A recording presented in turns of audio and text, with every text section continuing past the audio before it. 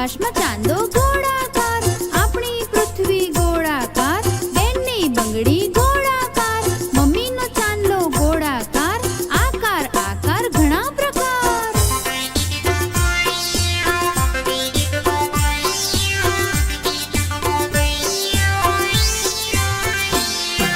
બીજો આવે ચોરસ આકાર, ટેબલ ટીવી ચોરસ આકાર, સાબુની ગોટી ચોરસ આકાર, હાથમાં રૂમાલ ચોરસ આકાર, ખિસ્સું મારું ચોરસ આકાર, આકાર આકાર ઘણા પ્રકાર.